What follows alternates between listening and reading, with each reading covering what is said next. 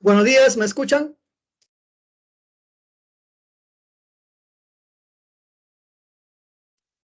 Sí, profesor, buenos días. Muchas gracias. Y también ven el PPT, ¿no es cierto?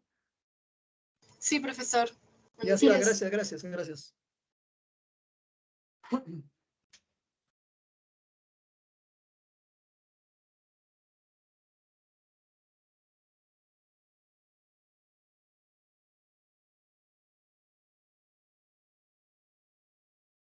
Muy bien, entonces, en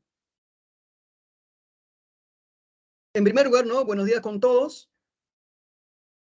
Les doy la bienvenida a este curso, como ustedes ya saben, es literatura. Bueno, yo soy el profesor Edmundo de la Sota Díaz. Bueno, les diré, ¿no? Que yo estudio literatura en San Marcos y tengo muchísima experiencia, ¿no? Enseñando en la universidad y también en la pre de San Marcos.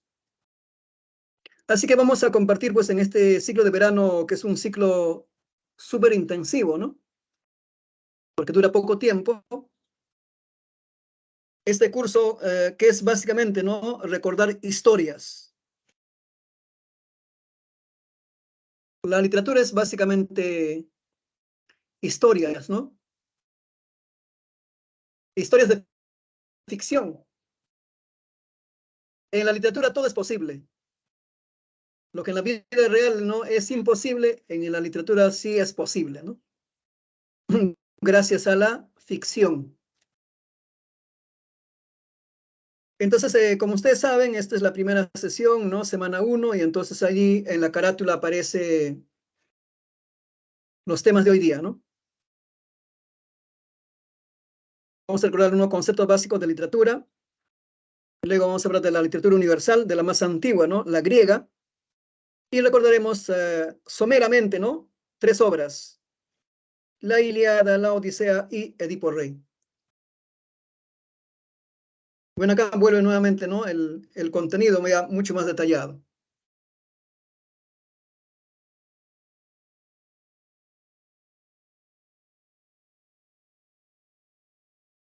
Entonces,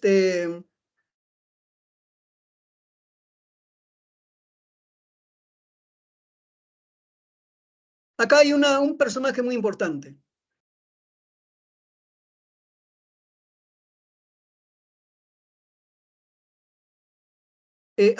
Aristóteles, como ustedes saben, fue un genio, ¿no? Fue un genio. Fue filósofo, fue matemático, fue lógico, fue literato, fue lingüista. Bueno, fue una persona que conocía, ¿no? Las ciencias y las letras. Así era pues antiguamente. Y entonces, ¿dónde está lo valioso de Aristóteles?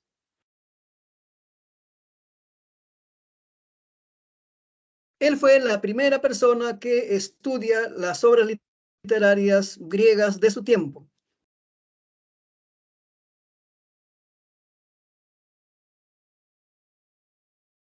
Entonces, ¿no? Aristóteles se interesa, ¿no? Por estudiar las obras literarias de su tiempo. Y entonces lo primero que hace Aristóteles, él dice, ¿no? Todas las obras literarias que existen, que él conoce, ¿no? Él dice, los puedo agrupar, tomando en cuenta, pues, ¿no? Algunas características comunes. Y entonces los va a llamar géneros literarios. O sea, Aristóteles fue la persona que inventó este nombre, géneros literarios, que son, ¿no? Nombres, o sea, categorías que se emplean, ¿no? Para organizar las obras literarias en 3 grupos. Así que él va en grupo el género épico, a otro el género lírico, a otro el género dramático. 3 grupos.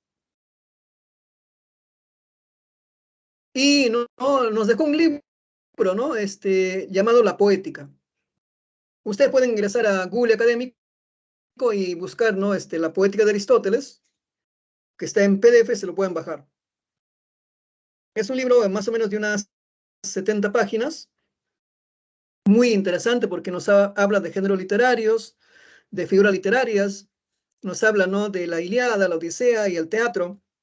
O sea, es un estudio completo de la literatura griega, ¿no?, que realizó Aristóteles. Por eso también se le considera, ¿no?, el primer teórico de la literatura. Y su libro La Poética vendría a ser, ¿no?, el primer libro de teoría literaria, ¿no?, de la historia. Ahora, cuando ya Grecia desapareció, pues y aparece Roma, Horacio, que fue un gran poeta, ¿no?, un gran poeta, él también va a seguir, ¿no?, va a estudiar las obras romanas, siguiendo el modelo de Aristóteles, ¿no? Y también él va a dejarnos un libro que se llama Arte Poética. Al final, los críticos de hoy en día dicen, ¿no?, que Aristóteles y Horacio no fueron los fundadores, ¿no?, los primeros teóricos de la literatura. Pero realmente el creador es Aristóteles, ¿no?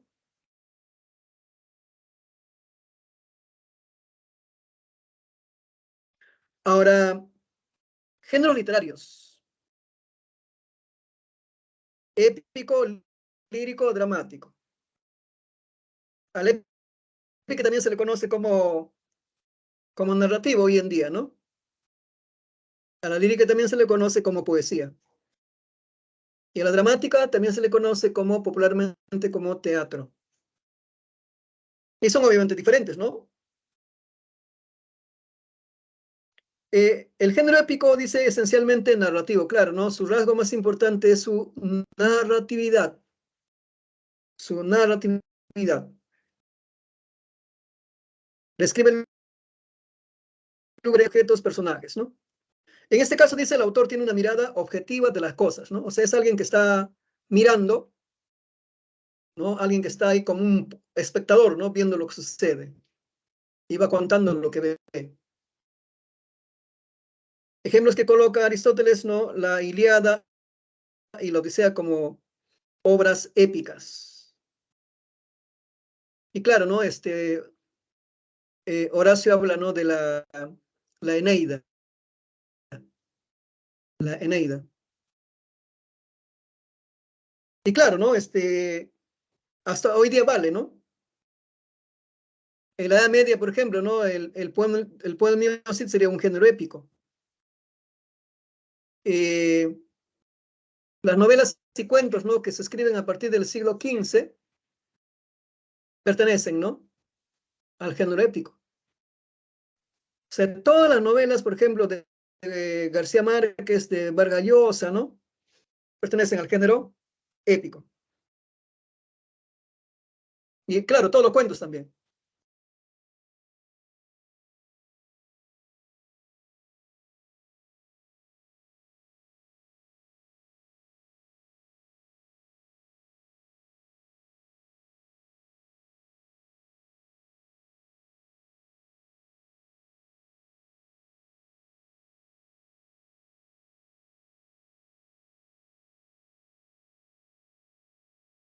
¿No? Manifiestan las emociones.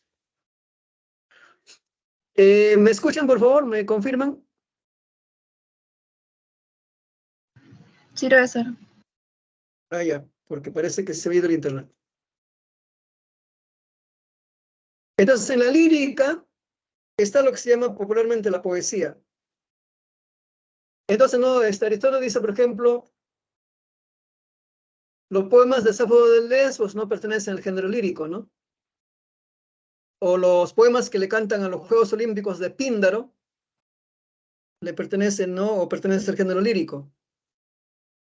O los poemas de Horacio, ¿no?, pertenecen al género lírico. O los poemas bastante estudiados, ¿no?, de Góngora, de Quevedo, de Garcilaso, ¿no?, de la Edad de Oro, género lírico. Por lo que está acá, ¿no?, 20 poemas de una ocasión desesperada, es también, ¿no?, un libro que pertenece al género lírico. La poesía de Vallejo, ¿no?, género lírico. El género dramático, el teatro, ¿no?, popularmente conocido como teatro, es un género pues, donde aparecen, ¿no? Actores, actrices, ¿no? Que representan a personajes, hay diálogos, ¿no? Y claro, cuentan historias, pero también, ¿no? Se mezclan emociones. Entonces, por eso se dice, ¿no? Que es una mezcla de objetivo y subjetivo. Se cuenta una historia, pero se incorporan emociones, ¿no? Entonces, Aristóteles menciona acá a Esquilo, ¿no? A Sófocles, a Eurípides, ¿no? Los grandes autores de teatro de su tiempo, ¿no? O acá lo que se menciona, La vida de sueño de Calderón de la Barca. Es dramático, ¿no? Teatro. Acá en Perú, ¿no? Los más conocidos porque se menciona en los exámenes, Ollantay, ¿no? Ollantay, de autor anónimo. Y también está, pues, ¿no? Ñacatita, ¿no? Ñacatita, de Segura. Entonces, ¿no? Estos son los tres géneros literarios que funcionan hasta el día de hoy. Ya en San Marcos han preguntado muchas veces, ¿no? En el examen sobre los géneros. Y es bastante fácil la pregunta, ¿no? Te ponen un fragmento para que reconozcas si es épico, lírico o dramático. Bien, Aristóteles también menciona, ¿no? El concepto de figuras literarias. Ahora, esto es interesante. Él dice, ¿no? ¿Cuál es un rasgo muy específico de una obra literaria?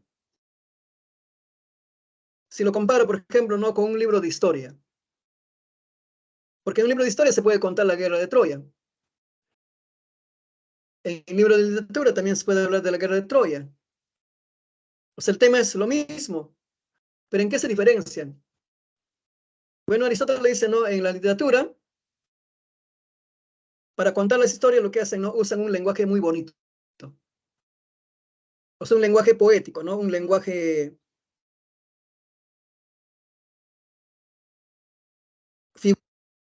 En cambio, dice, ¿no? En la literatura o en el libro de historia, lo que hace el autor, o sea, el historiador, usa lenguajes, ¿no? Un lenguaje, digamos, exacto, ¿no? Es un lenguaje que busque, ¿no? Expresar lo que habría pasado, ¿no? Realmente. Entonces, ¿no? A esa forma de escribir muy bonito, Aristóteles lo va a llamar las figuras literarias. ¿Ya? Las figuras literarias. Y entonces, ¿no? Él ha publicado también un libro, o sea, existe un libro actualmente, ¿no? Que se llama La Retórica, donde Aristóteles, ¿no? Estudia todo estas figuras, y son más de 40 figuras literarias que existen. Pero para el examen, en San Marcos, no te van a preguntar por los 40. Solamente preguntan por 5. Así que solamente vamos a recordar, pues no, estas figuras que van a preguntar. Las demás figuras no nos interesan. En todo caso, ¿no? Aquellos que van a estudiar de repente literatura, ya pues lo estudiarán, ¿no? Cuando están estudiando literatura, ¿no? Las 40 figuras. Pero para el examen nos piden solamente 5. Entonces, obviamente, ¿no? La primera figura importante es la metáfora. Lo que están viendo allí, ¿no? La metáfora, que además ustedes tienen también ahí su boletín, ¿no es cierto? Metáfora es, ¿no? Cuando una palabra reemplaza a otra por semejanza, por similitud. O sea, ¿no? A nivel de significados hay una semejanza, una similitud. Esa es metáfora. También se dice, ¿no? Que la metáfora es, ¿no? Aquella figura donde se hacen comparaciones de manera, digamos, tácita, sobreentendida. Acá cuando dice, nuestras vidas son los ríos, es una metáfora. Porque está comparando, ¿no? Vidas con ríos. Vidas, ríos. Ahora tiene sentido, ¿no? Porque la vida empieza cuando nacemos, ¿no? Y luego transcurre día tras día, mes a mes, año tras año, hasta que llega la muerte, ¿no? Se fluye. Es como un río. El río igualmente, ¿no? El río nace, digamos, en las montañas, ¿no? En forma de riachuelo, de manantial, ¿no? Pequeñito, ¿no? Y conforme va bajando, va creciendo, ¿no? Se unen otras afluentes, ¿no? Otros ríos. Finalmente llega, pues, un gran río al mar. Entonces acá lo que comparan es eso, ¿no? El fluir. Así que la vida y el río se asemejan. Además tiene sentido, ¿no? Porque la vida es complicada, ¿no? Tiene momentos felices, momentos tristes, momentos complicados, ¿no? Entonces hay de todo, ¿no? Y los ríos igualmente, ¿no? Transcurren por zonas apacibles, tranquilas, bonitas, ¿no? Pero también no fluyen por zonas agrestes, ¿no? Complicados. Así que es una muy buena metáfora, ¿no? Nuestra vida son los ríos. La otra, la noche ha prendido sus claros diamantes. En este caso se está usando una palabra que reemplaza a otra por semejanza. Claro, ¿no? Estrellas y diamantes tienen un parecido, que es básicamente el brillo, ¿no? Este brillo. La noche ha prendido sus claros diamantes. Metáfora. La otra figura, bastante popular en los exámenes, ¿no? Anáfora. Se llama anáfora cuando al inicio se repite. Ya al inicio se repite.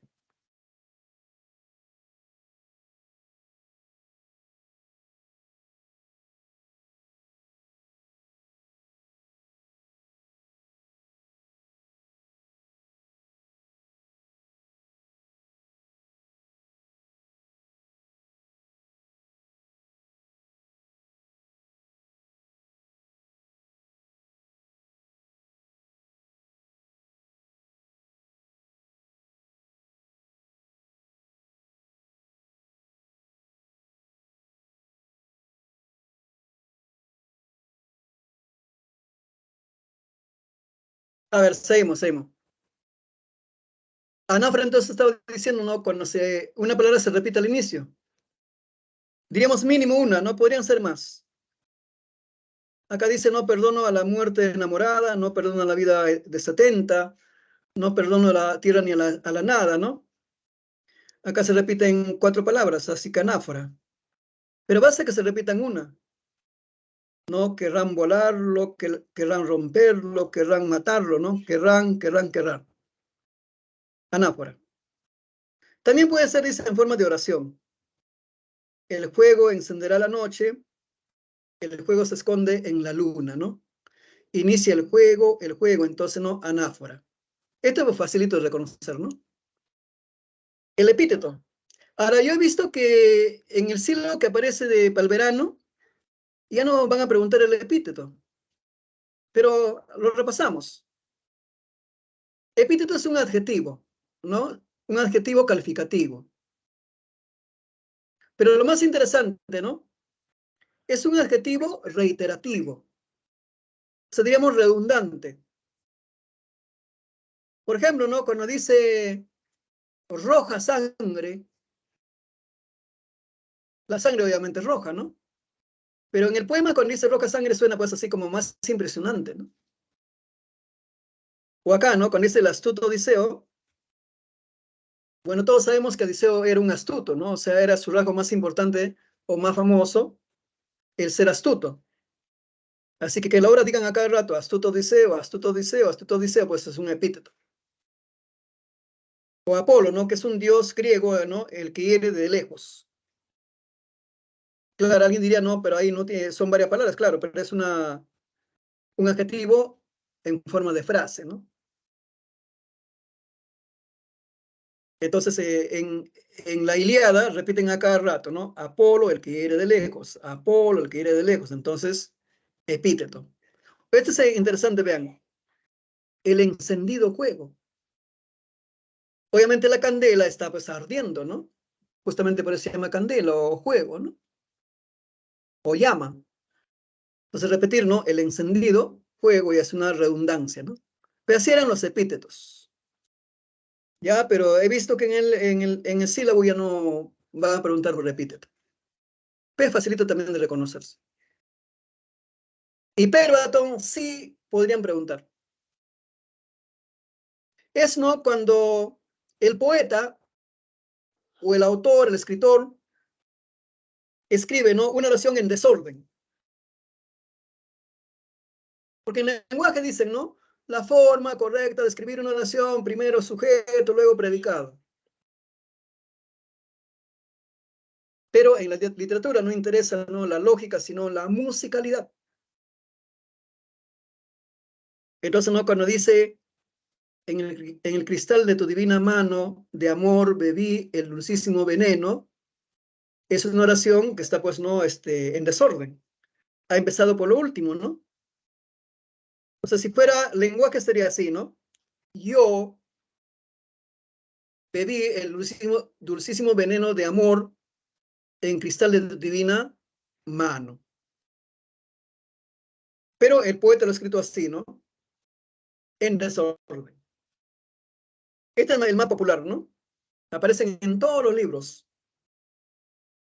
Volverán las oscuras golondrinas en tu balcón sus nidos a colgar. Becker, ¿no? Y según el lenguaje sería la forma correcta así, ¿no? Las oscuras golondrinas volverán a colgar sus nidos en tu balcón. Esto sería, ¿no? Según el lenguaje, la forma correcta. Sujeto, predicado. Pero Becker lo escribió de esta forma. Volverán las oscuras golondrinas en tu balcón sus nidos a colgar. Que suena mejor, ¿no? O sea, más ritmo. Eso es hipérbato. Otra figura que sí podrían preguntarnos es la hipérbole, que es la exageración. Es la exageración. O sea, una figura literaria en la cual, ¿no? Se presentan hechos, ¿no? Sucesos, o quieres calificar algo, ¿no? Donde su rasgo más interesante no es la exageración. Por ejemplo, cuando dice, oh, más dura que mármol a mis quejas, acá está hablando, ¿no? El poeta del amor, ¿no? Sobre el amor.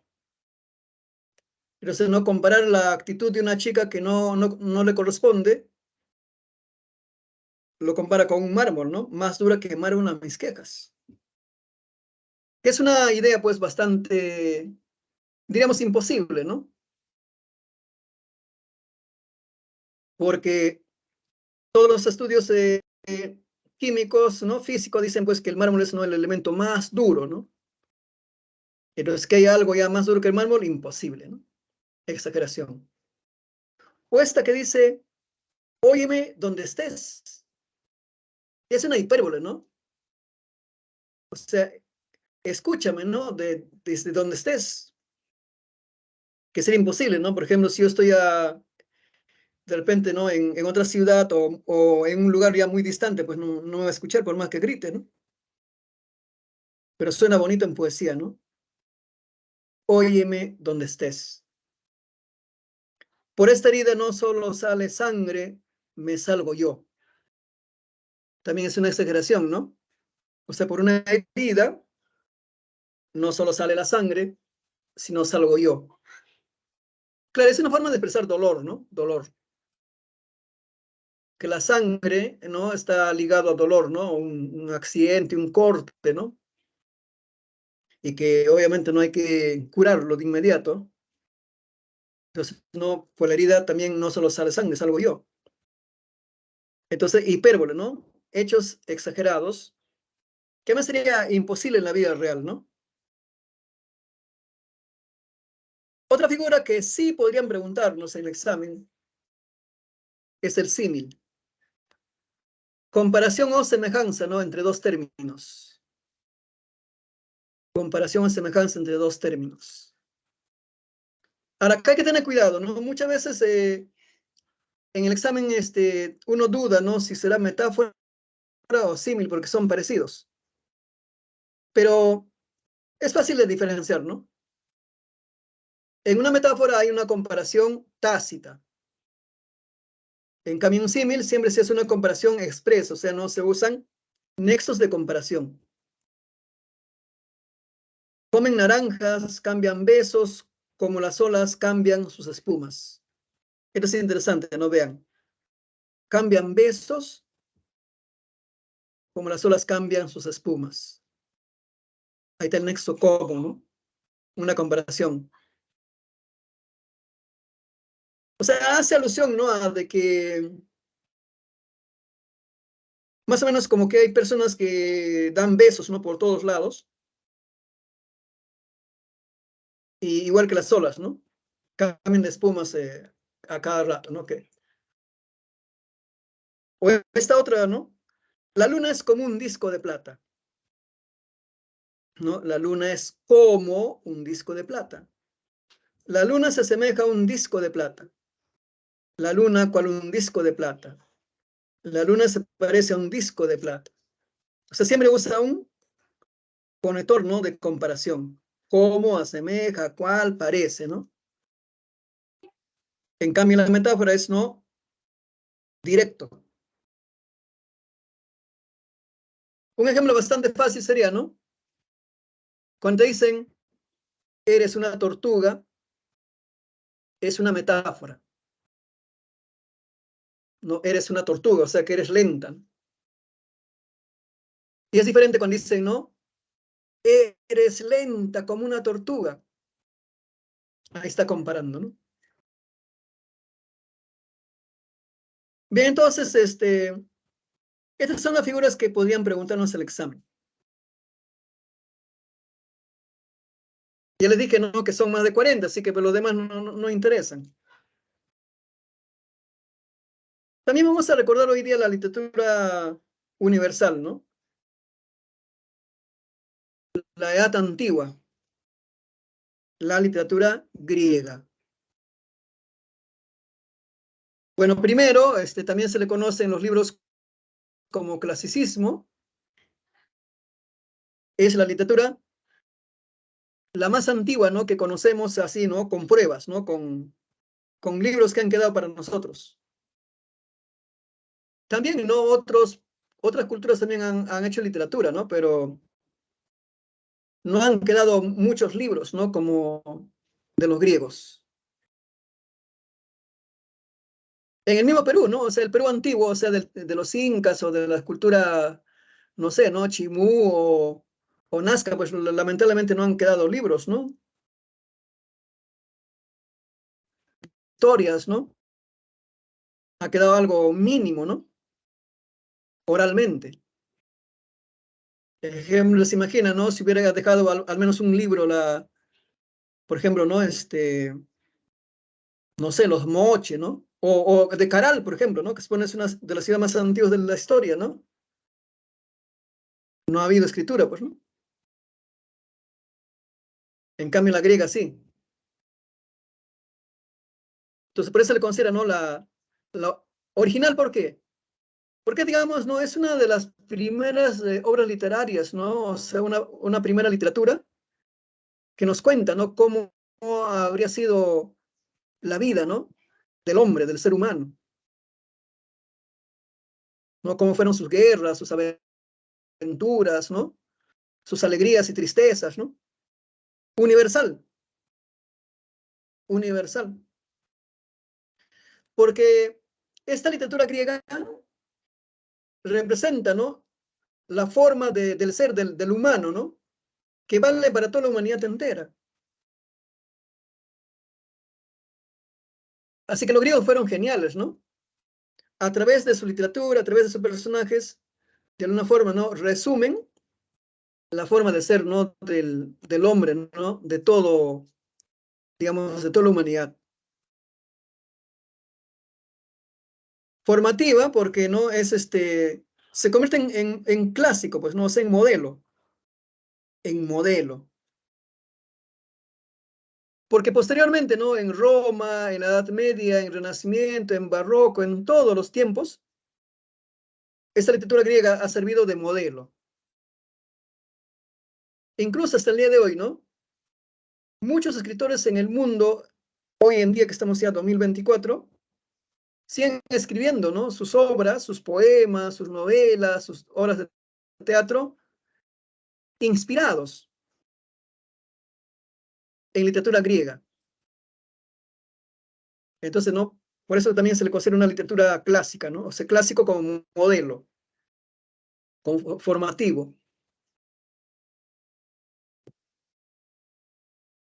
Ahora, una primera persona que nos va a hablar de estas obras, ¿no? O sea, de estas historias, fue Homero. Aristóteles dice, ¿no? Homero fue el más grande aedo griego. La palabra aedo actualmente significa poeta. Pero en ese tiempo no existía la palabra poeta, sino era aedo. Y entonces se dice, ¿no? Más o menos en el siglo XII, antes de nuestra era, dicen, ¿no? Se vivió lo que se llama la edad heroica. Ahí dice, ¿no? Habrían convivido dioses, semidioses y hombres. O sea, es un mundo mítico, ¿no? Donde los dioses y los hombres convivían. Es la edad heroica. Y justamente dice, en ese tiempo se habría desarrollado una famosa guerra, ¿no? La guerra de Troya.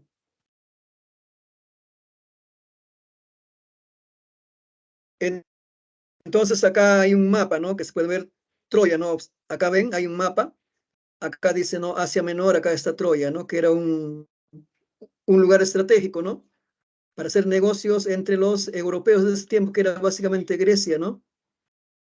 Acá hay como un canal, ¿no? Por donde pasaban los barcos para hacer negocio con Asia.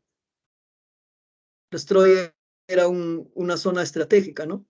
Este es el famoso mar Egeo, ¿no? Donde anda perdido Odiseo. Por todas estas islas estuvo Odiseo perdido, ¿no? Y entonces los griegos van a hacer la guerra, ¿no? Acá a Troya. Entonces, esta guerra, lo más interesante, ¿no? Inspiró muchas obras literarias y muchas obras artísticas. Y entonces, ¿no? Aristóteles dice que una de las personas que va a componer obras literarias inspiradas en esta guerra fue Homero.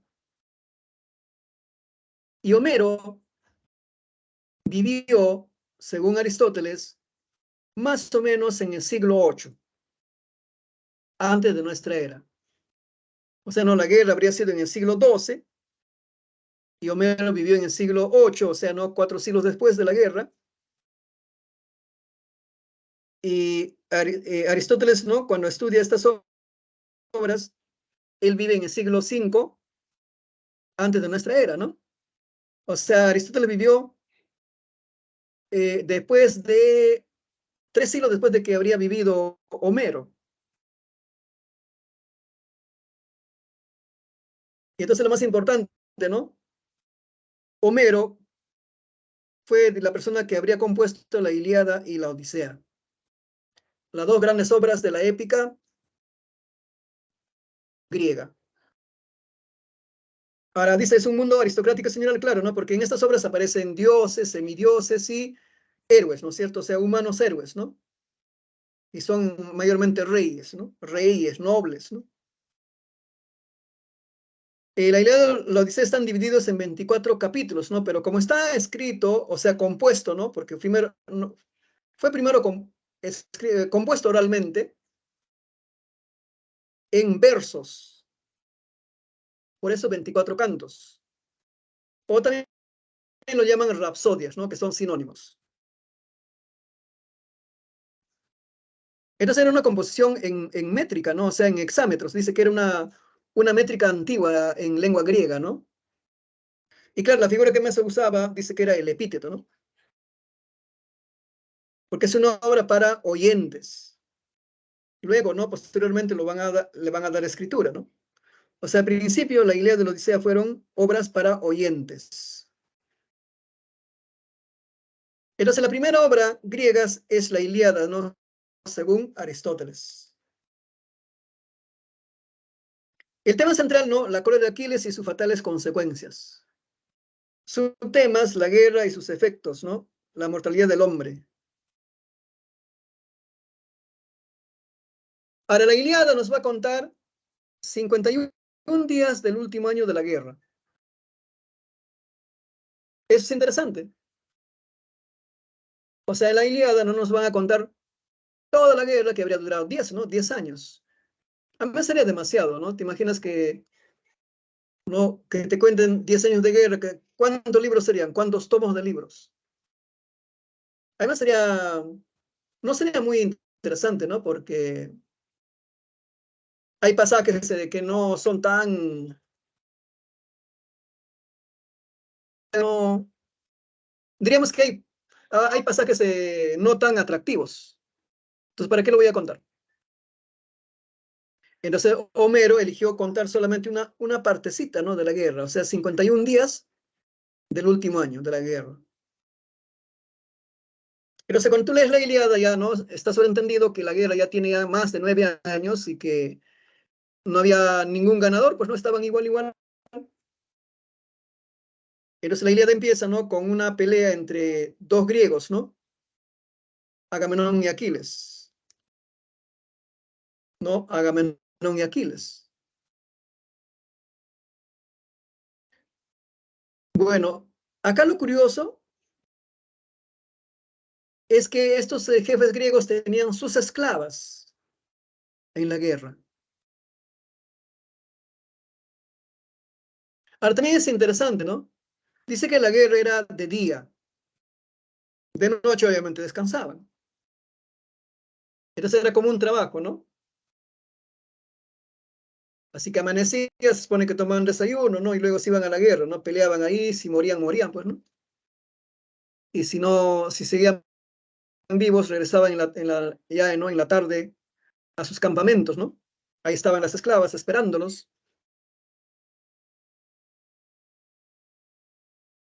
que descansaban allí, y así estaban ya, ¿no? Cerca de 10 años. Entonces dice, una mañana llegó a la playa, ¿no? O sea, en un barco llegó un anciano llamado Crises. Este anciano venía a rescatar a su hija. Su hija se llamaba Criseida y era la esclava favorita de Agamenón. ¿Quién era Agamenón? Era el máximo general de todos los griegos. Claro, ¿no? Ustedes saben que la guerra empezó porque París, que era un príncipe, ¿no? Troyano, había, digamos, ¿no? Hurtado, secuestrado, ¿no? Se había llevado, pues, a Helena, ¿no? Una mujer griega, ¿no? Una reina griega, ¿no? Se la habrían raptado. El problema de Helena era, pues, que era una mujer casada, ¿no? Su esposo era un rey. El rey se llamaba Menelao. Y entonces, además, no, lo más terrible dice que París era amigo, ¿no? De Menelao. Y Menelao, pues no siempre lo recibía en su casa a Aquiles, ¿no? Aquiles, ¿no? A París. Hasta que un día, ¿no? París se llevó a su esposa, ¿no? Y entonces, Menelao, furioso, ¿no? Furioso, además totalmente deshonrado, ¿no? Porque su amigo se llevó a su esposa, le va a pedir ayuda a su hermano mayor. Su hermano mayor de Menelao era Agamenón, que también era otro rey, ¿no? Y a Agamenón le gustaba la guerra, ¿no? Así que Agamenón le dice a su hermano Menelao, por culpa de París hay que hacer la guerra a toda Troya, ¿no? Así que dice, ¿no? convocó a todos los reyes griegos, que eran diferentes pueblitos griegos, ¿no? Cada pueblo tenía su rey. Y justamente, ¿no? Aquiles también era, pues, especie de un rey, ¿no? De un pueblo, ¿no? Así que todos unidos fueron, ¿no? A la guerra. Pero ya están peleando ya más de 9 años, cerca de 10 años, ¿no? Y entonces Agamenón y Aquiles van a pelearse, ¿no? Por esclavas. Agamenón entonces, ¿no? A Crises, ¿no? Le dice, no, yo no te puedo regresar a tu hija, ¿no? Lo bota. El anciano triste, ¿no? Porque no pudo rescatar a su hija, se vuelve a su isla. Y dice al día siguiente, ¿no? Ni bien amaneció, comenzó a llover. Ya no, ¿no? Gotas de agua. Dice, comenzó a llover flechas. Pero estas flechas solamente caían donde estaban los griegos. Y entonces los griegos, ¿no? Algunos mueren, otros heridos, la mayoría se salvan, ¿no? Porque se protege. Y entonces, ¿no? Convocan una asamblea urgente, ¿no? De jefes griegos. La preocupación es, ¿no? ¿Por qué los dioses nos están castigando con esta lluvia de flechas? Ahora, siempre en ese tiempo había adivinos, ¿no? Entonces hay un adivino griego a quien le preguntan, ¿no? ¿Por qué los griegos están siendo castigados con esas flechas que caen del cielo? El adivino le dice, ¿no? El que nos está castigando es el dios Apolo, porque Agamenón ha ofendido a Crises, ese viejito que vino a rescatar a su hija, ¿no? Que más no era pues un cualquier viejito, ¿no? Era un sacerdote de Apolo. Pero es la única forma, ¿no? De que se calme la lluvia de flechas es, ¿no? Que hay que regresar a Criseida con su papá. Así que todos los jefes griegos le dicen a Agamenón, ¿no? Que regrese a Criseida con su papá.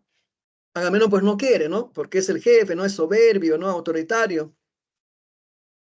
Finalmente Aquiles, ¿no? Que era el gran guerrero, ¿no? Griego, le exige a Agamenón. O sea, prácticamente lo obliga, ¿no?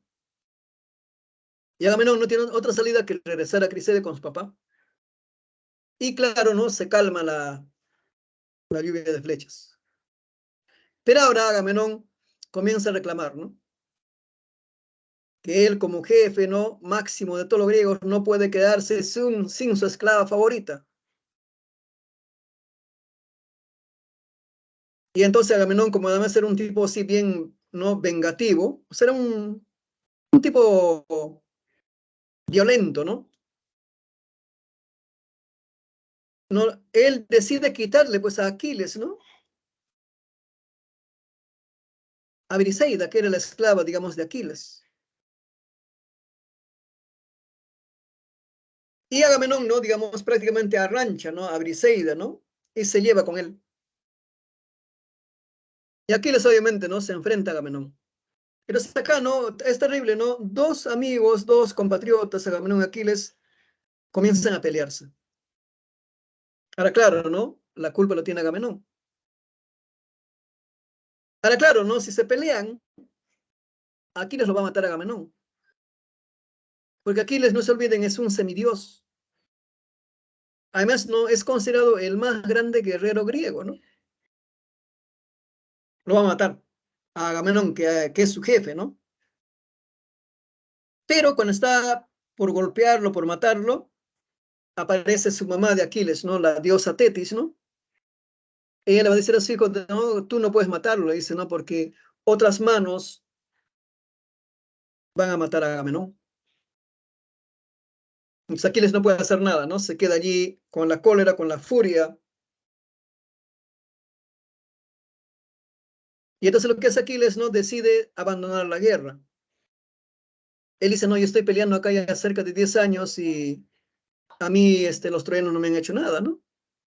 Yo estoy acá en la guerra por apoyar a un compatriota, a un amigo, ¿no? A Menelao.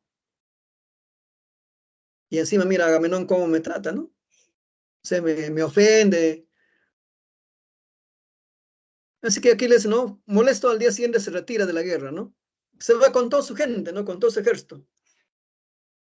Y por supuesto, al día siguiente en que ya no está Aquiles, ¿no? Los troyanos se percatan de que en el campo de la batalla no está Aquiles, ¿no? El más grande guerrero griego. Además, no, los troyanos temían enfrentarse con él, pues, ¿no? Porque el que se enfrentaba con Aquiles se moría, ¿no? Pero se dice los troyanos comenzaron a atacar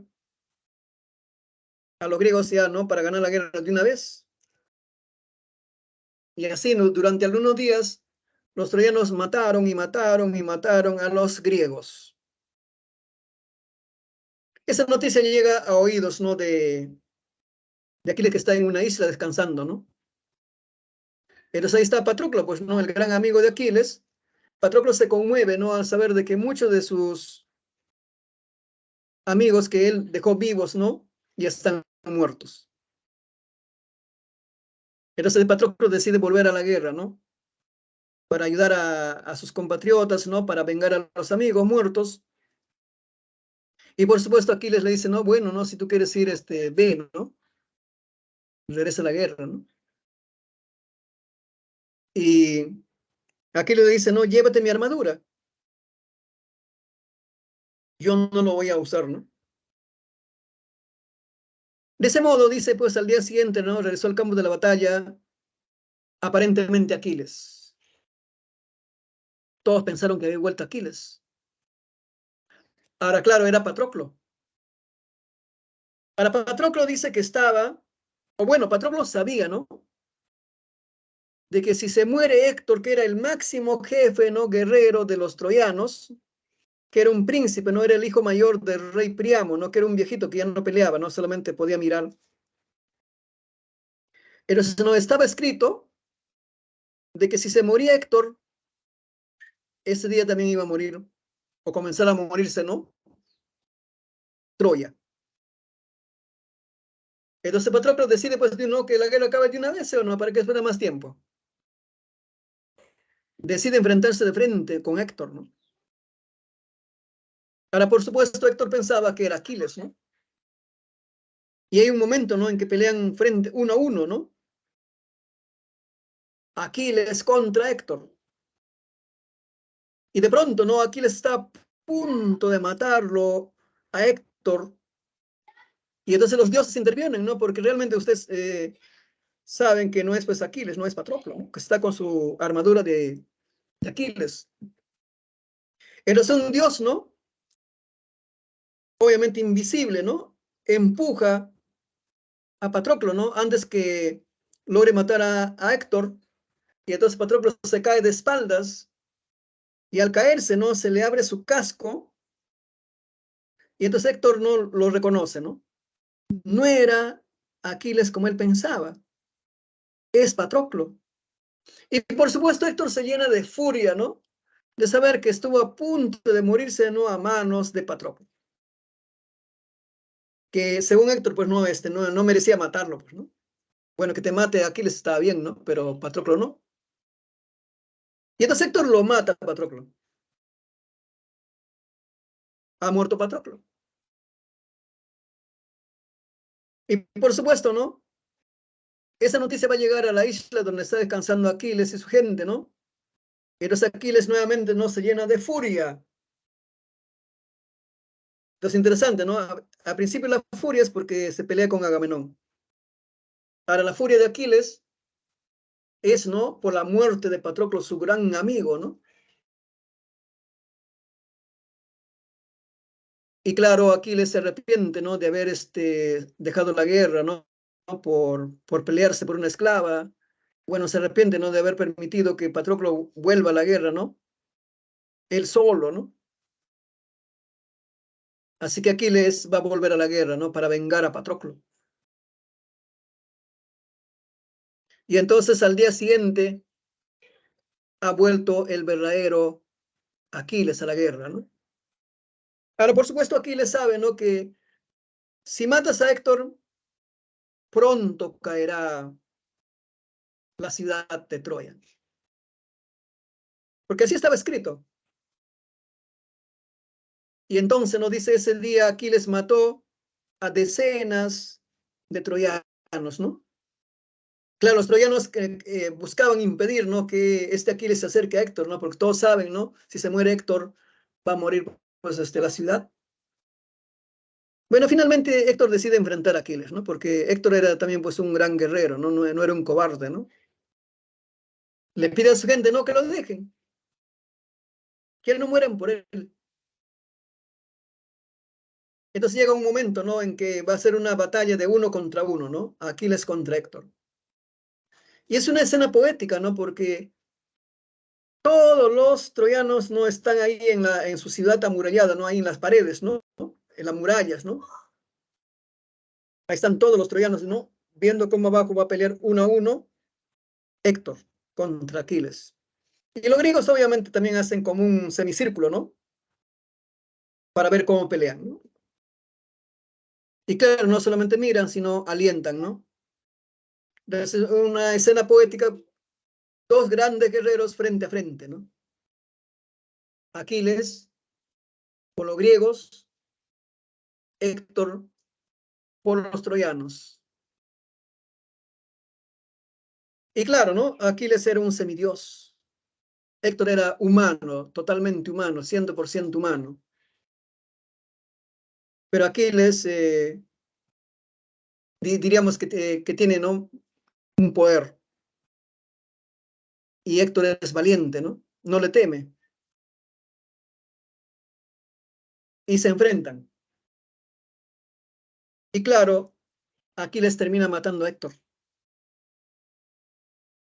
Pero no se contenta con matarlo, ¿no? Aquiles quiere destruir el cuerpo, ¿no?,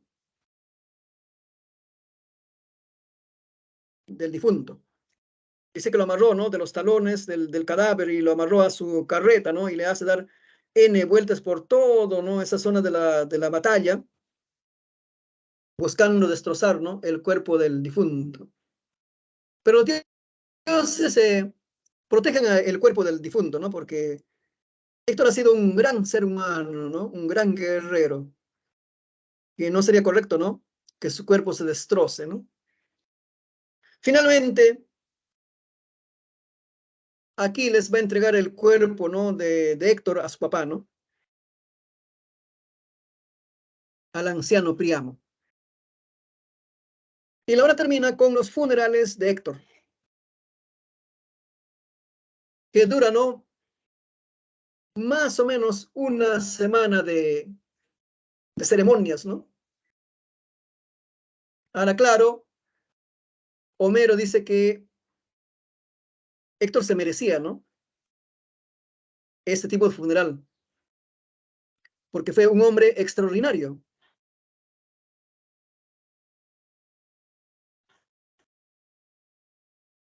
Un padre bueno y, claro, un guerrero, digamos, valiente, ¿no?, que no temió enfrentarse a un semidios. Así que la Ilíada termina, ¿no?, con los funerales de Héctor. Y claro, ¿no?, el destino de Troya está unido al de Héctor, ¿no? Entonces, si Héctor ha muerto, estaba solo entendido que pronto, ¿no?, también iba a morir Troya, ¿no? Claro, se exaltan las proezas humanas, ¿no?, de héroes marcados por destinos inevitables. Claro, sé por qué Homero decide, ¿no?, que la Ilíada termine con la muerte de Héctor, ¿no?, que es una forma, pues, ¿no?, de resaltar, ¿no?, a un hombre, ¿no?, un ser humano, Héctor, y no tanto a Aquiles, ¿no? Porque además en la Ilíada no se cuenta, ¿no?, cómo muere Aquiles.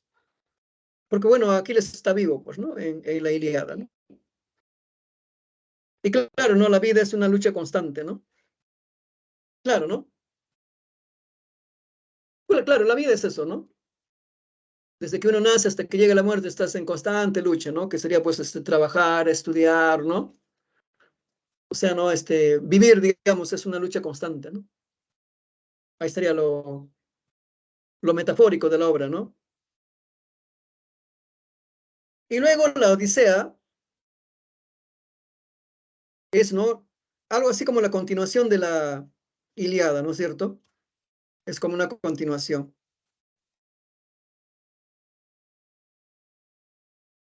Primero, el nombre viene de Odiseo, del personaje principal, ¿no? Entonces de Odiseo derivó en Odisea. El tema principal, ¿no? El retorno de Odiseo. Bueno, Aristóteles en su libro La Poética dice que el tema principal de la Odisea, ¿no? Es el nostos de Odiseo. Ahora, la palabra nostos es un término griego que en castellano significa retorno. Ahora, claro, ¿no? ¿A qué se refiere? A que en esta hora se cuenta, ¿no? El regreso, o sea, el retorno de Odiseo de la guerra que fue en Troya, ¿no? A su casa, a su reino, ¿no? Llamado Ítaca. Y claro, Odiseo también era un rey, ¿no? Era el rey de Ítaca. Y claro, Odiseo, ¿no? También se fue a la guerra, apoyando, ¿no? A su compatriota, a su amigo Menelao. Y Odiseo también, pues, había dejado una familia, ¿no? Dejó a su esposa, ¿no? Penélope, que además no representa la fidelidad porque ella va a esperar 20 años, ¿no? A que regrese su esposo. También dejó a un hijo, ¿no? De meses de nacido, Telémaco. Y claro, ¿no? Dejó su reino, dejó su palacio, dejó también a sus padres, ¿no? Y claro, ¿no? Dejó finalmente a su gente, ¿no? Y se fue a la guerra. Y se va a demorar en regresar a su casa 20 años, ¿no? 10 años en la guerra y 10 años que estaba perdido en los mares, ¿no? Y claro, ¿no? Está también como tema secundario, ¿no? El amor a la patria. Claro, él quiere volver a Ítaca, ¿no? A su patria. El amor a la familia, ¿no? Claro, él, ¿no? Siempre va a querer, ¿no? Regresar a su palacio, a su casa, ¿no? A ver a su hijo, a su esposa, ¿no? A sus padres. Y claro, Odiseo también, ¿no? Era conocido como el más astuto, ¿no? De todos los griegos. O sea, era un tipo muy ingenioso, muy inteligente, ¿no? Bueno, ¿cómo empieza la Odisea? Bueno, empieza cuando la diosa Atenea, la diosa de la sabiduría, ¿no? Ella, se da cuenta, ¿no? Que su tío, el dios del mar, Poseidón, se va de viaje. Es interesante, ¿no? Los dioses también se iban de viaje. Poseidón se va de viaje. Entonces ella aprovecha, ¿no? Que el dios se va de viaje, entonces, ¿no? Le pide a su papá, a Zeus, ¿no? Que era el dios jefe, digamos, de todos los dioses, que convoque, pues, a una asamblea urgente de dioses. Zeus le hace caso a su hija, ¿no? Así que Zeus lo convoca a una asamblea en el Olimpo a todos los dioses, ¿no? Excepto Poseidón, que se fue de viaje. Pero Atenea le dice a su papá, a Zeus, ¿no? Y a todos los dioses de que este hombre, Odiseo, debería volver a su casa, ¿no? Porque les va a decir, ¿no? Odiseo ha cometido faltas, ¿no? Sí, ha cometido faltas. Ha cometido algunos delitos, ¿no? Digamos, como ser humano, ¿no? Pero le dice, no, pero él ya ha pagado su culpa, ¿no? 10 años en la guerra, más 10, ¿no? Que está ahí perdido, ¿no? En los mares, ya son 20, ¿no? Que no vuelve a su casa. Entonces, no, ya los pagó. Y entonces, no, Zeus le pregunta a todos los dioses, ¿no? Si están de acuerdo con lo que dice, pues, Atenea, ¿no? De que este hombre ya ha pagado sus culpas. Y todos están de acuerdo, ¿no? Sí, ha pagado su culpa, ¿no? Claro, una forma de castigo es que no puedes volver a tu casa, ¿no? Entonces Zeus le dice, ¿no? Bueno, entonces todos están de acuerdo que vuelva a su casa. Así que le pide a su hija, ¿no? A Atenea, que ayude a este hombre a volver a su casa. Entonces lo que hace Atenea de inmediato, ¿no? Como es una diosa, se va volando a Ítaca. Ahí vive Telémaco, ¿no? Y claro, está todo, ¿no? La mamá también, ¿no? O sea, Penélope. Entonces la diosa se le presenta, ¿no? En forma de un guerrero viejo a Telémaco y le dice, ¿no? Telémaco, tú en unos días vas a cumplir 21 años. Porque dice en ese tiempo, ¿no? Te hacías ciudadano a los 21 años. Entonces le dice, ¿no? Busca a tu papá. Si tu padre está muerto, entonces, ¿no? Tú te convertirás en el nuevo rey de Ítaca. Entonces Telémaco era un príncipe, ¿no? Y Telémaco se da cuenta, ¿no? Dice, es cierto, ¿no? Si mi padre está muerto, entonces cuando yo cumpla 21 años, yo seré el nuevo rey de Ítaca. Además, Telémaco, ya convertido en rey, podía votar, ¿no? A los pretendientes de su mamá del palacio, ¿no? Esto también es curioso, ¿no? Estos pretendientes vivían en el palacio de Odiseo, a costa, ¿no? De la riqueza de Odiseo, esperando, ¿no? Que la reina decida casarse con uno de ellos. O sea, era una costumbre bien extraña, ¿no? Entonces Telémaco decide buscar a su papá. Al día siguiente dice, no, Telémaco va a navegar de Ítaca a otra isla cercana, acompañado de un grupo de fieles guardias, ¿no? O de soldados fieles, ¿no? Va a llegar a una isla donde vive un rey que estuvo en la guerra de Troya. Este señor se llama Néstor, que más era el mayor de todos, ¿no? Entonces era un anciano ya. Y había vuelto a la guerra, pero o sea, él no murió en la guerra, ¿no?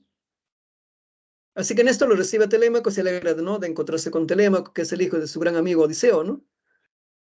Y Telémaco le pregunta, ¿no? A Néstor si sabe algo de su papá, ¿no? Y Néstor le dice, ¿no? Que bueno, le dice, yo a tu papá lo dejé vivo, ¿no? O sea, él no murió en la guerra, ¿no? Él lo dejé vivo. Y le dice, ¿no? Telémaco, te recomiendo, le dice, ¿no? Viaja mañana a la siguiente isla, ahí vive Menelao, el esposo de Helena, ¿no? Y le va a decir, ¿no? Él debe saber más de tu papá, le dice, porque fue la última persona que regresó de Troya. De modo que al día siguiente, ¿no? Telémaco va a viajar a la siguiente isla donde vive y gobierna, ¿no? Menelao. O sea, cada isla tenía su rey, ¿no? Interesante, ¿no? Y entonces, ¿no? Cuando llega al palacio de Menelao, porque vive en un palacio, ¿no? Es un rey, ¿no? Lo más interesante, ¿no? En la obra nos dicen que en la puerta se encontraba parada Helena. Lo que quiere decir entonces, ¿no? Que Helena vuelve con su esposo después de la guerra. Y entonces, ¿no? Menelao pues lo recibe contento a Telémaco, ¿no? Ah, claro, también Menelao también se siente culpable, le dice, ¿no? Bueno, por mi culpa, ¿no? Tú sufres, ¿no? Tu mamá, todos sufren por mi culpa, dice, no, porque tu papá fue a la guerra para apoyarme a mí.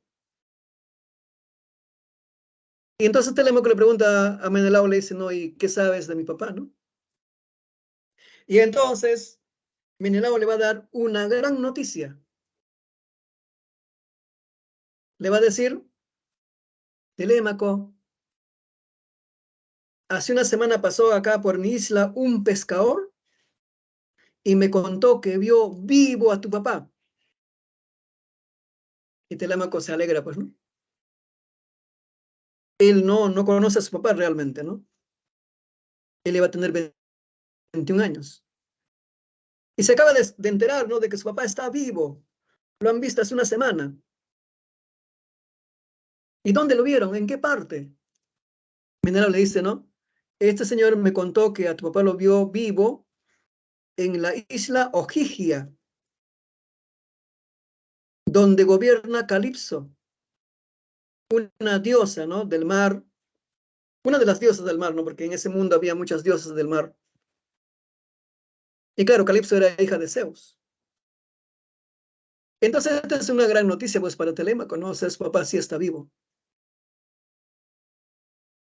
Así que, ¿no? Menelao le dice, no, más bien vuelve a tu casa, seguramente tu papá pronto va a regresar, ¿no? Y quédate allá, ¿no? Más bien tu mamá está en peligro, cuídala, ¿no? Y entonces, ¿no? Mientras Telémaco volvía a su casa, a Ítaca, Hermes, que es un dios, el dios mensajero, ¿no? Enviado por Zeus, va volando, ¿no? Hacia la isla Ogygia, donde reina Calipso, ahí estaba Odiseo, ¿no? Esta diosa lo tenía retenido allí ya 7 años, ¿no? A Odiseo. Esto es interesante, ¿no? Entonces, Zeus realmente no estuvo así perdido, ¿no? Sino que estuvo, digamos, retenido, o sea, secuestrado por amor. Interesante, ¿no? Esta diosa se había enamorado, pues, de Odiseo. Y no lo tenía retenido allí a la fuerza, ¿no? O sea, por amor. O sea, Odiseo estuvo preso de amor 7 años, ¿no? Porque Calipso quería casarse con él. Obviamente, ¿no? El pobre Odiseo convivió con ella, ¿no? 7 años. Y Calipso le había ofrecido, ¿no? Convertirlo en un ser inmortal si se casaba con él. Pero Odiseo no quiere casarse con ella, ¿no? Odiseo lo que quiere es volver a su casa, ¿no? Porque allá está su esposa, su hijo, su papá, su mamá, ¿no? Hasta su perro, ¿no? Hasta su perro. ¿Se acuerdan cómo se llamaba ese perrito también que esperó 20 años a su dueño?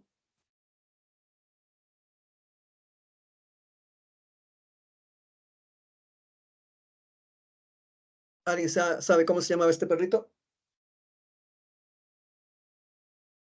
Argos. Muy bien. Alejandra, ¿no? Argos. Sí. O sea,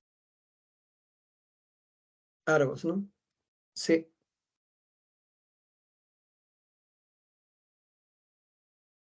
Bueno, entonces también había un perro, ¿no? Que lo esperaba a su dueño. Entonces, Hermes se le presenta, ¿no? A su hermana, pues, ¿no? Calipso era su hermana, ¿no? Y le va a decir, ¿no? Vengo por orden de nuestro papá de Zeus, ¿no? Y él te pide, ¿no? Que lo liberes a Odiseo porque él ya ha estado contigo 7 años y no quiere quedarse contigo, ¿no? Sino ya pues se habría casado contigo, habría aceptado, ¿no? Quedarse para siempre contigo y él no quiere. Y Calipso entra en razón, ¿no? Le dice, no, es cierto, ¿no? Yo le he suplicado, le he rogado, ¿no? Ya 7 años, ¿no? Y él no quiere quedarse. Así que Calipso ella misma le va a decir a Odiseo que lo va a liberar. Odiseo obviamente se alegra. Dice la misma Calipso le ayudó a construir un bote, ¿no? Especial. Y que el mástil era un tronco, ¿no? Diríamos bendecido, especial, ¿no? Porque si pasaba algo, para salvarse tenía que agarrarse del mástil, del tronco, ¿no? Así que después de 7 años, ¿no? Zeus se despide de Calipso y se va, ¿no? Navegando mar adentro, rumbo a su pueblo, a Ítaca. Pero dice, no, para su mala suerte en el camino se cruza con Poseidón. Ese Poseidón estaba regresando, ¿no? Del viaje que hizo. Y, ¿no? Se da cuenta que el tipo que dice que está navegando ahí, solito, es Odiseo. Y Poseidón ordena, pues, ¿no? Vientos, ¿no? Tormentas, ¿no? Para que naufrague por enésima vez Odiseo. ¿Alguien sabe por qué Poseidón le tiene tanta cólera a Odiseo? por por su hijo lo dejó ciego Por al, dejar ciego a a Polifemo. Polifemo. Perfecto, No perfecto. recuerdo bien. 20 de nota para ustedes, 20 de nota. Es que Odiseo pues había dejado ciego al hijo de Poseidón, ¿no? A este cíclope, ¿no? Polifemo. Por eso tenía cólera. Y entonces el pobre Odiseo naufraga, ¿no? Por enésima vez. Dice, durante varios días y noches, ¿no? Las olas gigantescas, ¿no? Lo revuelcan al pobre, ¿no? Destrozan el bote, ¿no? Y entonces, como le habían indicado, ¿no? Hermes, la misma Calipso, ¿no? Tienen que abrazarse al mástil, ¿no? Entonces, abrazado al tronco, sobrevive, ¿no? Y finalmente las olas lo lanzaron a una isla, obviamente una isla desconocida, ¿no? Claro, ¿no? Grecia es una serie de islas, ¿no? Mira, si recordamos acá el mapa, ¿no? El mapa. Mira acá, este mapa, ¿no? Acá está, ¿no? Son una serie de islas, ¿no? De acá de Troya, por acá estuvo perdido, ¿no? Por diferentes islas, ¿no? Está perdido el pobre Odiseo. Y entonces, hasta que una ola lo lanzó, dice, a una isla, pues, ¿no? Y entonces ahí también lo va a ayudar la diosa Atenea, ¿no? Ahora, ¿por qué la diosa Atenea siempre ayudaba a Odiseo? ¿Alguien sabe? ¿Han leído algo? Es que Odiseo era inteligente, o sea, era el más astuto, ¿no? O sea, ser astuto pues significa ser inteligente. Entonces no era, pues, no de todos los jefes griegos, el más astuto, ¿no? Así como Aquiles era, ¿no? El más grande guerrero, ¿no? Y ustedes saben, Atenea era la diosa de la sabiduría. Entonces, ¿no? A alguien astuto, inteligente lo apoyaba, ¿no? Entonces, ¿no? Lo que va a pasar es que va a llegar a una zona, a una isla, ¿no? Llamado Esquerria, es la tierra de los feacios. Ahí gobierna el rey Alcino. Y entonces la persona que lo va a ayudar a salvarse a Odiseo, que estaba ahí tirado en la playa, ¿no? Moribundo, va a ser la hija, ¿no? De Alcino, ¿no? Esta chica, que es una princesa, se llama Nausicaa. Ella lo auxilia, ¿no? Es un náufrago, un tipo, ¿no? Que las olas lo han tirado allí. Bueno, no sabe quién es, ¿no? Lo interesante es que Nausicaa lo auxilia, ¿no? Sin necesidad de saber quién es, simplemente ayuda a un ser humano que está ahí moribundo, ¿no? Lo ayuda, lo salva, lo lleva al palacio de su papá, ¿no? Y Alcino es tan bueno este rey que le da hospitalidad, ¿no? A este náufrago. Y lo más curioso, no le pregunta quién es, ¿no? Porque a este náufrago, ¿no? Lo bañan, le cambian de ropa, ¿no? Le dan ropa, todo, pues, ¿no? Se imaginan uno que naufraga, ¿no? Y entonces dice, ¿no? Cuando estaba todo ya cambiadito y todo, este señor, dice, no, parecía un dios, o sea, tenía, pues, digamos, el aspecto de un dios, ¿no? Además, supone que este Odiseo era un tipo muy, muy simpático, ¿no? Porque todas las mujeres que diosas y humanas se enamoran de él. Entonces, como diríamos, era un tipo muy, muy guapo, ¿no? Entonces, todos se enamoraban de él. Entonces, no, Alcino pensaba que era algún dios, ¿no? Y dice, ¿no? Para la buena suerte de Odiseo también, ¿no? Cuando llega al palacio estaban en plena fiesta. O sea, Alcino estaba de fiesta, ¿no? Cuando llega este náufrago. Y Alcino es tan buena gente que lo sienta a su lado, ¿no? Se le invita a sentarse a su lado. Eso es interesante, ¿no? O sea, en el mundo griego era una virtud dar posada, ¿no? A los desconocidos. Es interesante, ¿no? Porque hoy en día tú no podrías dar posada a un desconocido, ¿no? Porque podría ser un peligro, no podría ser un delincuente, ¿sí o no? Estamos en otro mundo, ¿no? Y entonces en esa fiesta aparece, ¿no? Un Aedo ciego, que algunos creen que es el mismo Homero. ¿Quién comienza a contar, ¿no? La historia de la guerra de Troya? Y entonces Odiseo escucha, ¿no? Cómo hablan de sus amigos ya muertos, ¿no? Y obviamente se emociona, pues, ¿no? Y entonces lagrimea, y Alcino dice, lo miraba de costado, ¿no? Y Alcino decía, ¿no? ¿Y por qué este señor llora, ¿no? O lagrimea cuando hablan ¿no? De estos muertos. Ahora, esta fiesta dura varios días, ¿no? Dice que al día siguiente el Aedo ciego comenzó a hablar de las aventuras de Odiseo. Y entonces acá lo más interesante, ¿no? Odiseo escucha que ahora hablan de él, ¿no? Se encuentra con el cíclope, de cómo dejó ciego al cíclope y así, ¿no? De las sirenas. Y entonces Odiseo se emociona, se imagina, pues que comiencen a hablar de ti, ¿no? De tus aventuras, ¿no? Dice que le salían más lágrimas todavía, ¿no? De la emoción.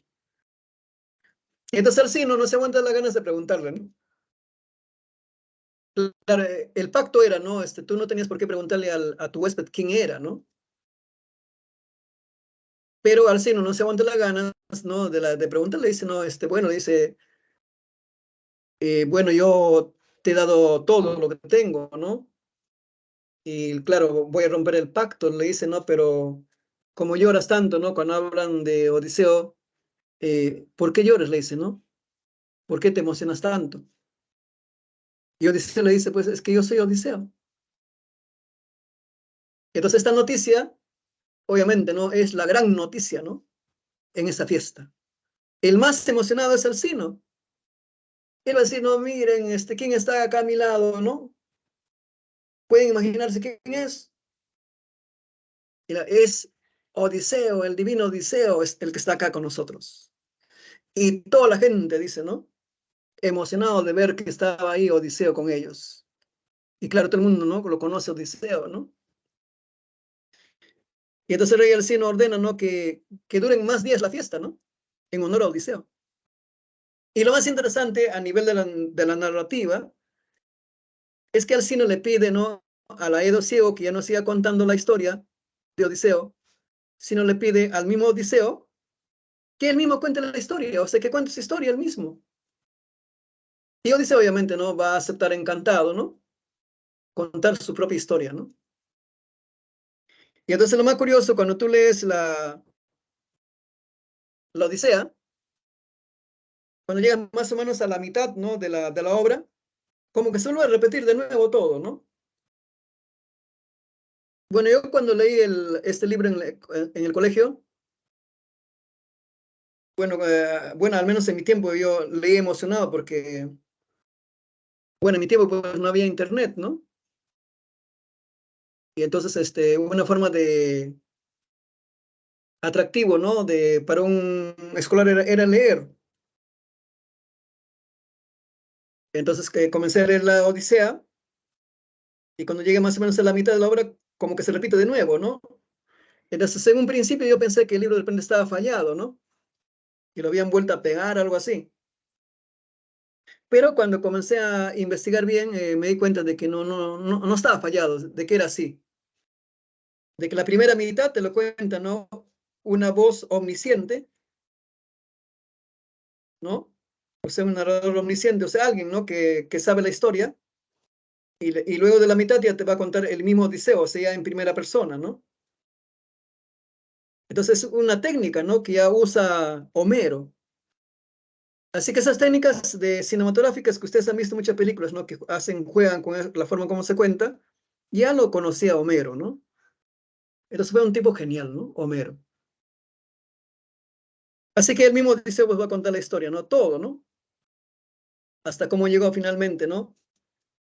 A, a ser rescatado por la princesa Nausicaa, ¿no?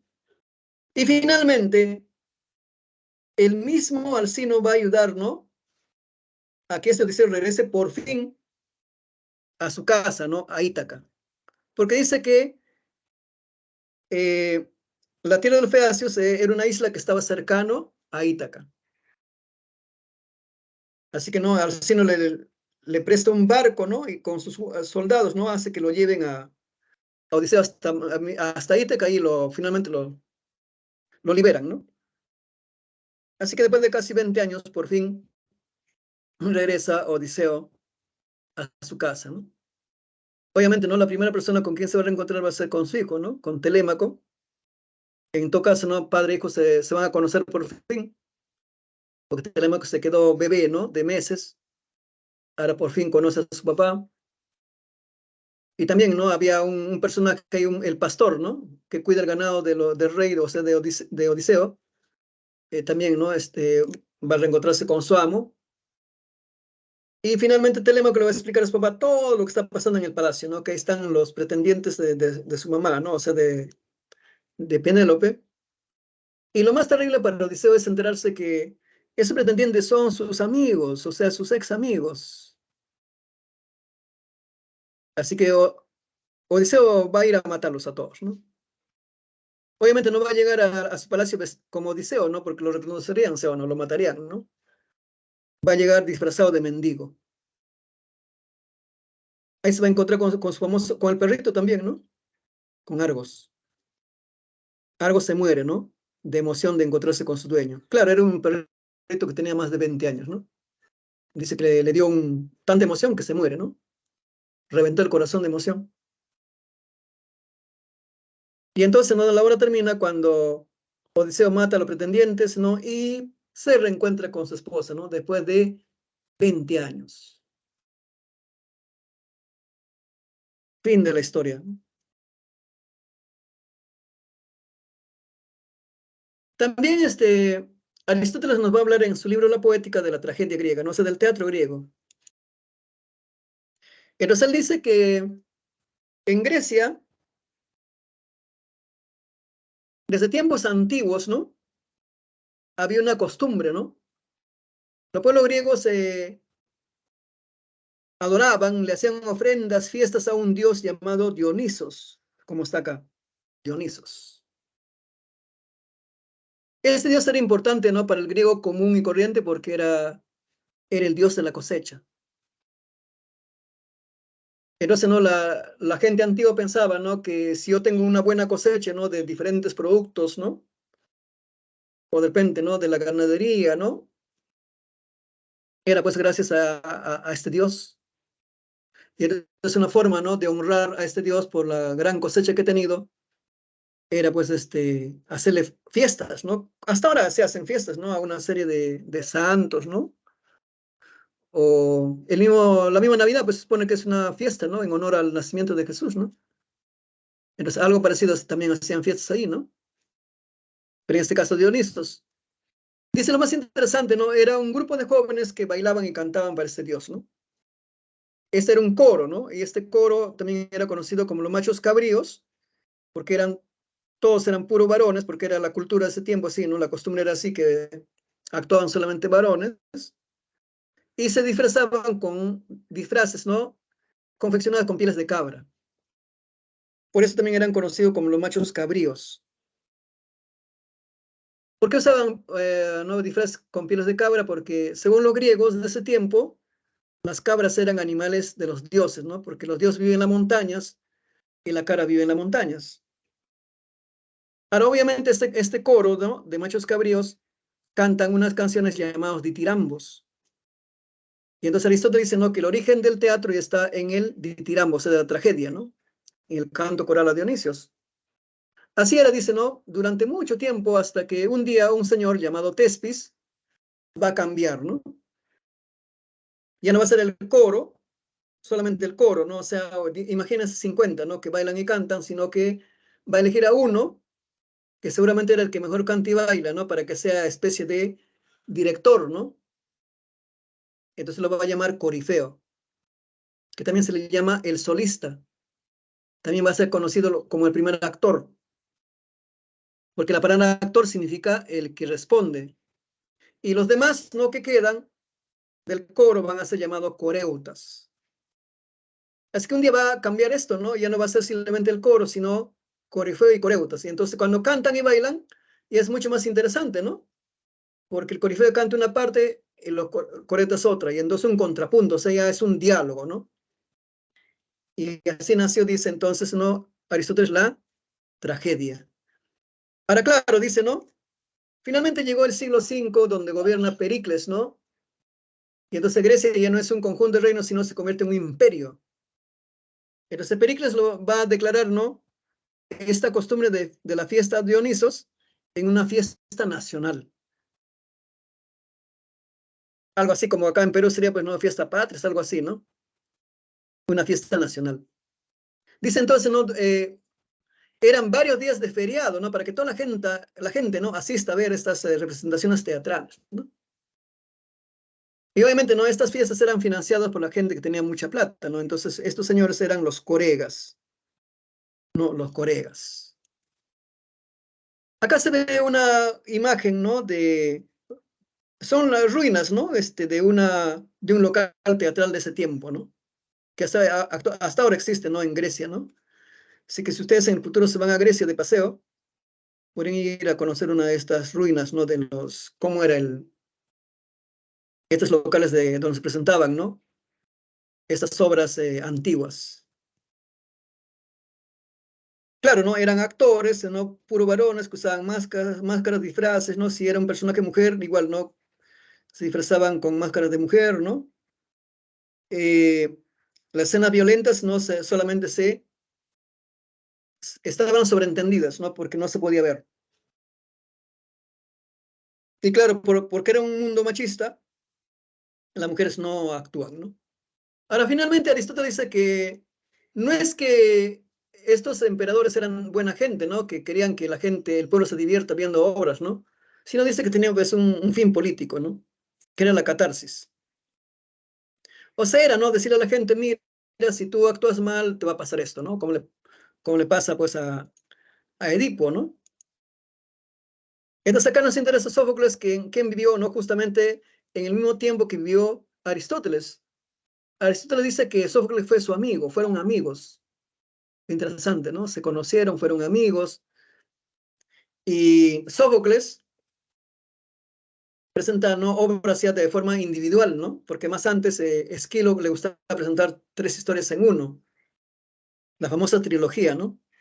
Pero era muy largo, ¿no? La gente se aburría, ¿no? Entonces Sófocles presenta una obrita intensa que el público queda, ¿no? Digamos, enganchado a la historia, ¿no? Su obra maestra es Edipo Rey, que además Aristóteles cuenta en su libro La Poética que él vio por primera vez esta obra en vivo, en directo, ¿no? Interesante, ¿no? Bueno, la historia es bastante conocida, ¿no? Edipo es el rey de Tebas y, bueno, la obra empieza, ¿no? Cuando los tebanos están, ellos, están viviendo, ¿no? En una peste, ¿no? O sea, el COVID, que ha sido el peste que nosotros conocimos, ¿no? O sea, una pandemia, siempre en muchas obras se cuentan de las pandemias, ¿no? O sea, siempre ha habido, ¿no? Acá también en Edipo Rey, ¿no? Así que en Tebas dice la gente se moría, ¿no? Se contagiaban igual que nosotros respirando. Los niños, adultos, todos se morían. Entonces la gente del pueblo desesperado va a pedirle al rey, ¿no? Que haga algo, porque en ese tiempo se pensaba, pues la única persona que podía salvarnos es el rey. Entonces, ¿no? Edipo sale a su palacio, ¿no? Y le va a decir que no se preocupen de que él obviamente no está de brazo cruzado, sino que también está preocupado, ¿no? Porque él es como si fuera el papá de todos, ¿no? Así que Edipo le dice, no, he mandado llamar a Tiresias, el más grande adivino, ¿no? Para que nos diga por qué la peste no está matando a la gente de Tebas, ¿no? Así que Tiresias llega, Edipo lo saluda, ¿no? Se alegra de que haya ido, ¿no? Ante su llamado. Y entonces cuando Edipo le dice a Tiresias, ¿no? ¿Por qué nos están castigando a los dioses a nosotros? Tiresias le va a decir, el problema es que el hombre que mató al rey anterior, que se llamaba Layo, nunca fue castigado y está libre. Y lo más grave, no está acá, dice, no está presente acá. Y Edipo reacciona con molestia, ¿no? Va a acusar a los tebanos de no haber hecho nada para castigar a un asesino, ¿no? Y entonces todo el castigo de la peste es por un asesino. Pero al final, no, Edipo dice, no, pero el culpable no quiere entregarse, no, nadie va a decir, no, yo maté, pues no, a Layo, ¿no?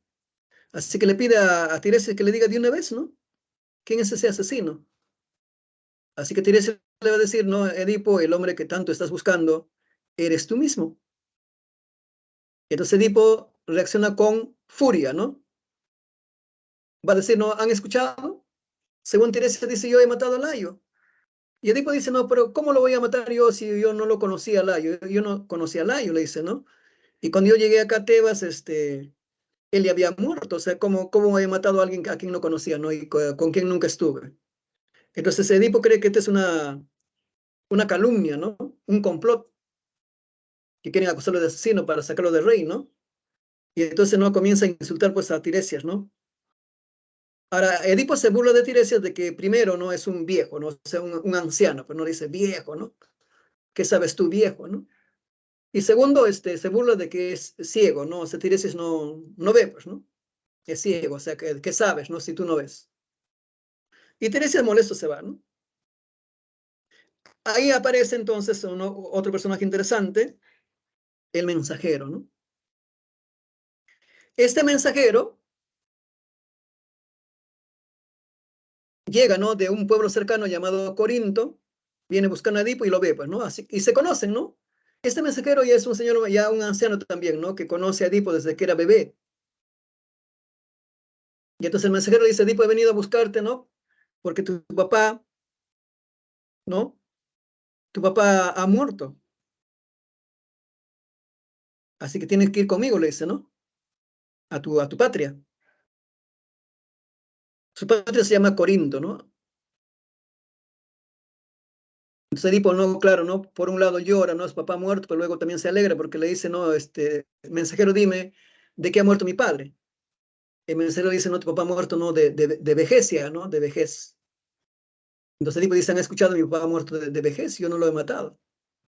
Ahora, claro, ¿por qué decía esto, no, Edipo? Porque él le habían dicho, ¿no? Un día que preguntó, ¿no? Al oráculo, su destino, le habían dicho que tú has venido acá para matar a tu papá y casarte con tu mamá. Entonces se alegra justamente por eso, ¿no? Porque se da cuenta de que no ha matado a su papá, ¿no? El mensajero dice, no, vamos, ¿no? Te están esperando porque tu papá era el rey, le dice, ¿no? De Corinto. Entonces ahora tú, como eres el hijo, ¿no? El único hijo, eres el nuevo rey. Edipo dice, no, pero no quiero volver porque allá está mi mamá, ¿no? Y el oráculo ha dicho que también voy a casar con mi mamá. Ahora, en ese tiempo, ¿no? Se podía casar, dijo, con su mamá, podía ser. O sea, no tanto que vayan a ser pareja, ¿no? Sino porque era una costumbre para que el reino no se rompa, no haya conflictos, se casaban, digamos, ¿no? Simbólicamente la mamá con el hijo. Pero Edipo no quiere, pues, ¿no?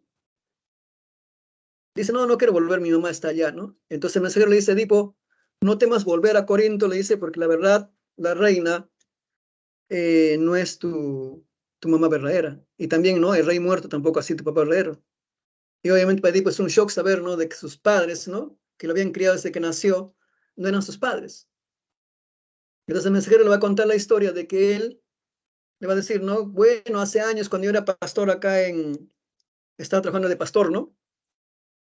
Le va a decir, un amigo, ¿no? Tebano, un pastor tebano llegó al campo, ¿no? Cargando a un bebé, a un recién nacido, y le habían ordenado que lo matara, ¿no? Pero él no tenía el valor de matar a un recién nacido, así que me lo regaló a mí. Y este niño, como le habían amarrado los piececitos, ¿no? Para que no pataleara, y se le habían hinchado los piececitos, entonces, ¿no? Me los regaló, y entonces, como tenía los piececitos hinchados, yo le puse el nombre Edipo, le dice, ¿no? O sea, Edipo significado de los pies hinchados. Y le dice, ¿no? Y ese hombre, ese bebé, le dice, ¿no? Eres tú, ¿no? Le dice, eres tú.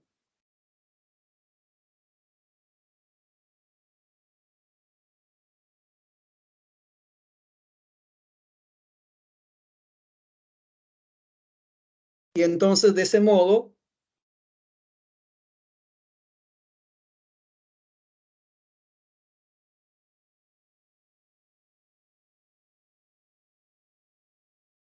bueno, tengo que tomar una foto de mi clases.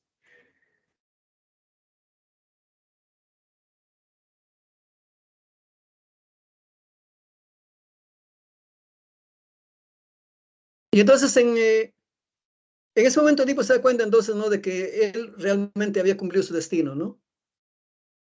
Porque eh, la reina, con quien se había casado, ¿no? Era realmente su mamá,